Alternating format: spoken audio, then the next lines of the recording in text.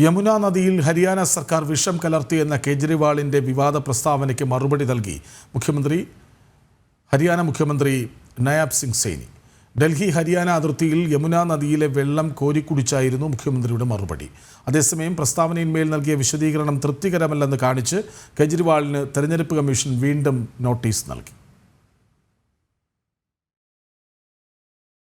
ഹരിയാന അതിർത്തിയിൽ പല്ല ഗ്രാമത്തിൽ നദിയിലിറങ്ങി യമുനയിലെ വെള്ളം കൈകൊണ്ട് കോരിക്കുടിച്ചുകൊണ്ടാണ് അരവിന്ദ് കെജ്രിവാളിന്റെ വിവാദ പ്രസ്താവനയ്ക്ക് മുഖ്യമന്ത്രി നയാബ് സിംഗ് സൈനി മറുപടി നൽകിയത്.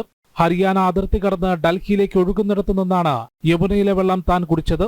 ഇനിയെങ്കിലും യമുന എങ്ങനെയാണ് മലിനമാകുന്നതെന്നും ആരാണ് അതിന് ഉത്തരവാദിയെന്നും ജനങ്ങൾ ആലോചിക്കണമെന്നും നയാബ് സിംഗ് സൈനി ആവശ്യപ്പെട്ടു. അതിർത്തിയിൽ നിന്ന് ജല അതോറിറ്റി ശേഖരിച്ച സാമ്പിളുകളിൽ വിഷാംശം കണ്ടെത്തിയിട്ടില്ലെന്നും അദ്ദേഹം അറിയിച്ചു. തെരഞ്ഞെടുപ്പ് അടുത്തതോടെ യമുന നദിയിൽ ഹരിയാനയിലെ BJP സർക്കാർ വിഷം കലർത്തിയെന്നായിരുന്നു അരവിന്ദ് കെജ്രിവാളിന്റെ പരാമർശം.